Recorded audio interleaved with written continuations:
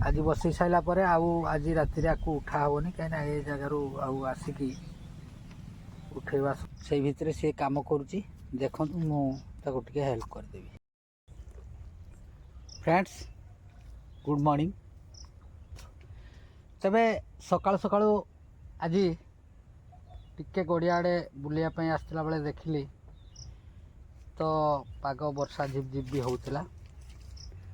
तबे से वर्षा भितर देखिली गड़िया आड़े किछि माछ पड़ी। तबे जानिली गड़ियार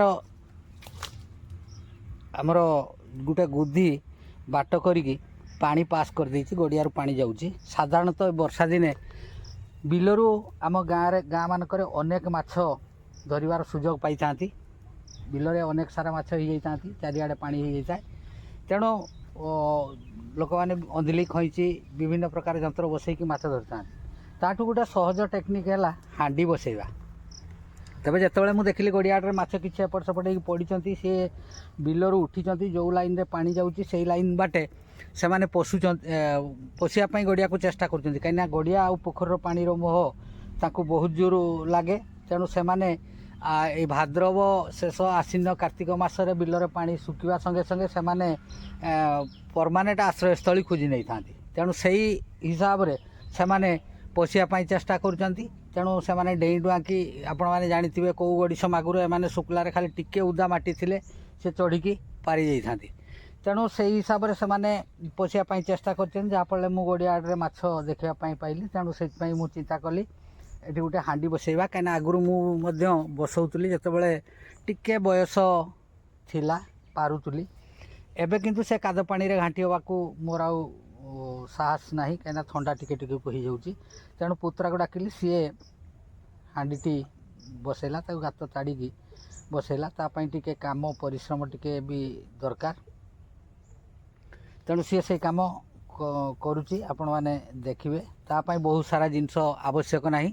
हांडी गुटे आउ ए पट्टा विभिन्न ये बाउंस किंबा कुंची आ देहरे बुणा हो जो थे पानी पास कर माछ पास कर से हांडी मुहरे पानी चलुवा रास्तार पानी चलो एवं से हांडी मुहरे कि तले जोटी पानी पास कर से जगार ही से पट्टाटा दिज्व। आमर पट्टा नाला गोटे जाली को गोटे डिबा ढाकुणी फिटिंग कर देके आम बसई देचु। तबे देखंतु पुत्रा से काम सार दे सारा बसैवा काम। तबे आपण माने देखंतु जे किमतिका माछटाक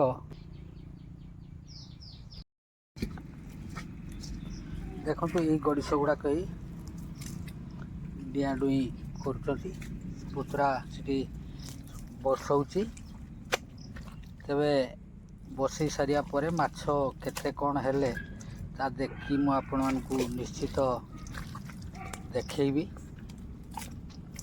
आउ टिके जो जगार एटा बसब बा बसा हुए टिके सहज न था। बिलरे बसैले एटा सहज होता है किंतु ए सब जगार टिके सहज न था कहीं बाड़ मूल सेपटे धान बिल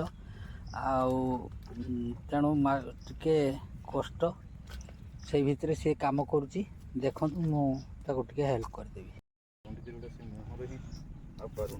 देखु यही सिस्टम रे पानीटाक चली चा मुहर हांडीटा बसी से पट गोटे आजबेस्ट गेंद से कड़कू जी माछ बुझेगा से घात करदे। हाँ नड़िक गुड़ाक उठी पारना। देखो माछ लगिले आपण मानक देखा जाऊ कि नहीं से हांडी मुहर जो पानी चलती करांडी गुड़ा डेबे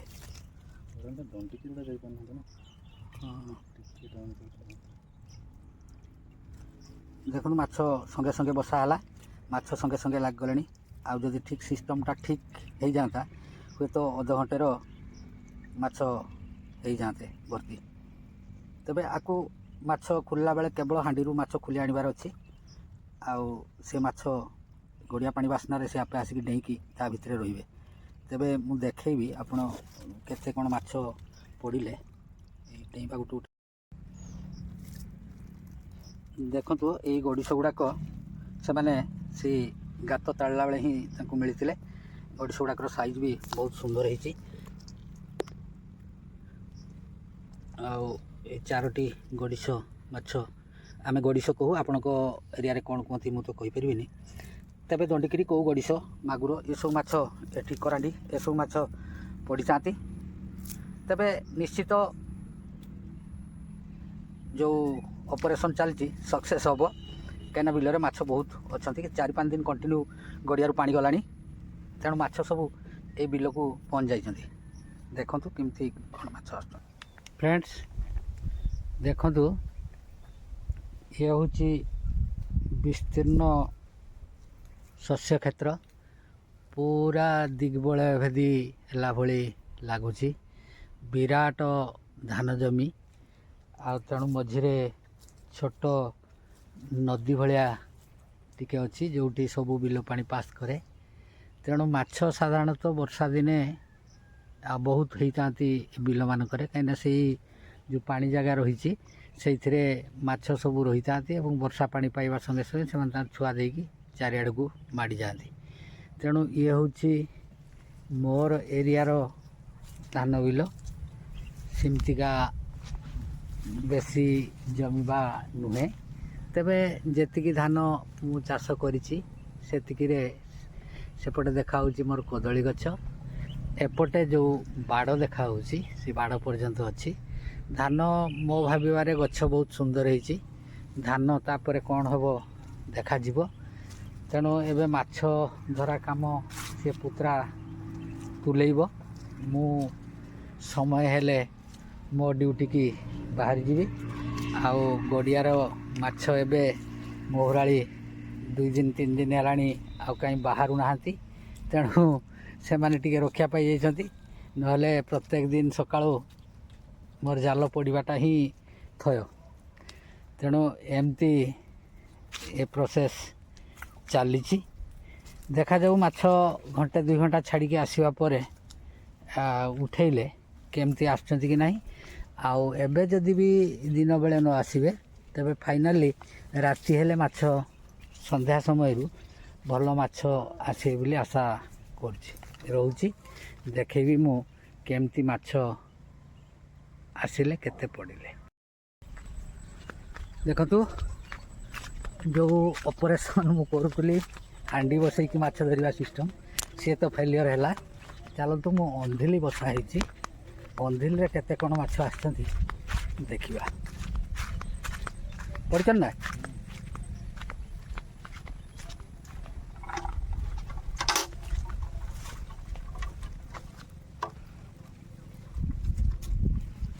ଦେଖନ୍ତୁ, ଖାଲି ଦଣ୍ଡକିରି ଯେଉଁ ଚୁନା ମାଛ, ତା ବାଦ ଆଉ କିଛି ଆସିନାହାନ୍ତି। ହୁଏତ ରାତି ବେଳକୁ ବଡ଼ ଟିକେ ଗଡ଼ିଶ କିମ୍ବା କେଉଁ ଏଇ ଟାଇପ୍ର ମାଛ ଆସିବାର ସମ୍ଭାବନା ଅଛି। ତେଣୁ ରାତିରେ କ'ଣ ପଡ଼ିବେ ଦେଖାଯିବ। ମାଛ କିନ୍ତୁ ବିଲରେ ଅଛନ୍ତି, ସେ କାବୁକୁ ହେଉଛନ୍ତି। ତ ମାଛ ଝଡ଼ା ସରିବା ପରେ ଏବେ ଆଉ ଥରେ ଅନ୍ଧିଲିଟା ବସାଯିବ। ତ ମୁଁ ସେଠି ଯାଇକି କାମ କରିବା ଠୁ ଡିଫିକଲ୍ଟ, ମୋ ଦ୍ୱାରା ସେଟା ସମ୍ଭବ ନୁହେଁ। ସେ ଟିକିନା ମୋର ପୁତୁରା, ସିଏ ତା'ର ସେ କାମ କରୁଛୁ, ଆଉ ମୁଁ ସମ୍ଭବ ନୁହେଁ। ତଥାପି କେଜିଏ ହେଇଯିବ, ଯେତିକି ଆସିଛନ୍ତି କେଜିଏ ହେଇଯିବ ଛୋଟ ଚୁନା ମାଛ। ଏ ତ ବର୍ଷକୁ କାଁ ଭାଁ ଏଇ ସମୟରେ ହିଁ ମିଳିଥାଏ, ଅନ୍ୟ ସମୟରେ ଚୁନା ମାଛ ମିଳିବା ରେୟାର। ତେଣୁ ଆକୁ ପତ୍ର ପୋଡ଼ା ସବୁଠୁ ବଢ଼ିଆ। ତେଣୁ ଆଜି ଆଉ କାଲି ସକାଳ ବେଳକୁ ତ କିଛି ଆସିବେ ନିଶ୍ଚିତ। ଆଜି ବସେଇ ସାରିଲା ପରେ ଆଉ ଆଜି ରାତିରେ ଆକୁ ଉଠା ହେବନି, କାହିଁକିନା ଏ ଜାଗାରୁ ଆଉ ଆସିକି ଉଠେଇବା ସମ୍ଭବ ନୁହେଁ।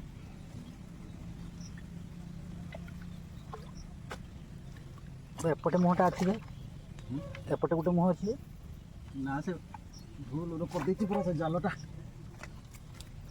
ବୁଣିଛି ଭୁଲ ପୋକଲା।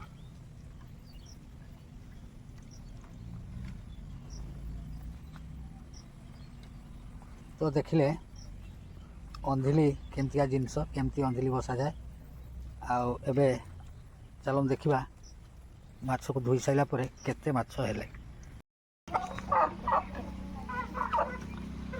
ଫାଇନାଲି ସଫା ସରିଲା ପରେ ଏତିକି ମାଛ ଅନ୍ଧିଲେ ପଡ଼ିଥିଲେ।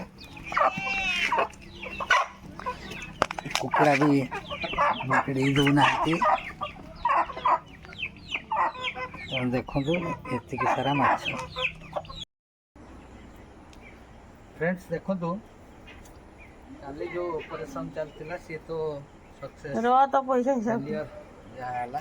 ଆଜି କିନ୍ତୁ ସେ ପୁତୁରା କାଲି ସନ୍ଧ୍ୟାରେ ଅନ୍ଧିଲି ବସେଇଥିଲା, ହାଣ୍ଡି ଦ୍ୱାରା ସମ୍ଭବ ନୁହେଁ, ହେଲା ନାହିଁ। ତେଣୁ କେତେ କ'ଣ ମାଛ ପଡ଼ିଛନ୍ତି ମୁଁ ସକାଳୁ ସକାଳୁ ଉଠେଇ ଆଣିଛି। ଦେଖନ୍ତୁ ଏଇଟା ସେଇ ହାଣ୍ଡି ଟାଇପ୍ରେ ଅନ୍ଧିଲି ପରେ ଏଇଟା ଦିଆଯାଇଥିଲା। ଏତିକି ସେଇଥିରେ ଅଛନ୍ତି। ଇଏ ଅଛନ୍ତି କଉ ଆଉ ଗଡ଼ିଶ, ଏସବୁ ଜିଅନ୍ତା ମାଛ ଟକ୍ ଟାକ୍ ଡେଉଁଛନ୍ତି। ଏତିକି କଉ ଗଡ଼ିଶ ପଡ଼ିଥିଲେ। ମୁହଁଟା ଆସୁନି, ବାକି ଚିପି ଦିଅ ଟିକେ। ଅନ୍ଧିଲି ଭିତରେ ଦେଖିବା କେତେ କ'ଣ ଅଛନ୍ତି।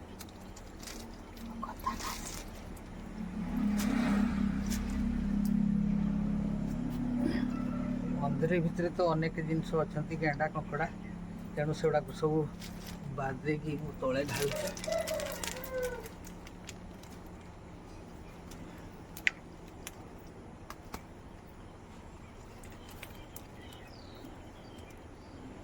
ଅନ୍ଧିଲେ ବେଶୀ ମାଛ ନାହାନ୍ତି।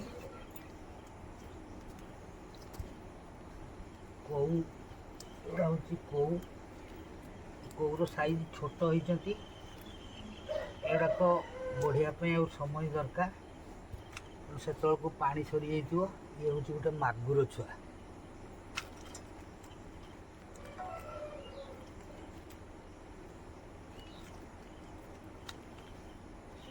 ତେଣୁ ଆପଣମାନେ ତ ଦେଖିଲେ କେତେ ଦେଶୀ ମାଛ।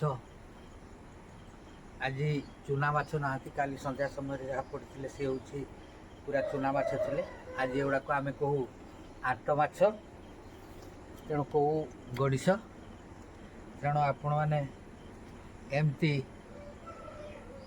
ଯଦି ଟେକ୍ନିକ୍ ଜାଣିଛନ୍ତି, ଆଉ ଏଇଟାକୁ ଆମେ କହୁ ଅନ୍ଧିଲି ଭିତରେ ଆହୁରି ବି ଅଛନ୍ତି, ଝଡ଼ା ହେଇପାରିନାହିଁ। ତେବେ ମାଛ ଖାଇବା ଠାରୁ ମାଛ ଧରିବା ଟିକେ ଅଧିକ ମଜାଦାୟକ। ଯଦି ମାଛ ଧରିବାର ମୌସମ ଆସିଥାଏ ମନ ଭିତରେ, ତେବେ ଗୋଟେ ମାଛ ଯଦି ହଲ ହଲ କରୁଥିବ, ତାହେଲେ ଦିନ ସାରା ସେଠି ତା ପଛରେ ପଡ଼ିବାକୁ ପଡ଼େ। ଖଡ଼ା ପକେଇଲେ ସେମିତିକା, ଯଦି ଖଡ଼ାରେ ମାଛ ଗୋଟେ ଦୁଇଟା ଉଠିଲେ, ତେବେ ଚାଲିଲା ଖଡ଼ା ପକା ଦିନ ସାରା। ତେଣୁ ଆପଣମାନେ ତ ଦେଖିଲେ। ରହୁଛି, ଧନ୍ୟବାଦ, ଜୟ ଜଗନ୍ନାଥ।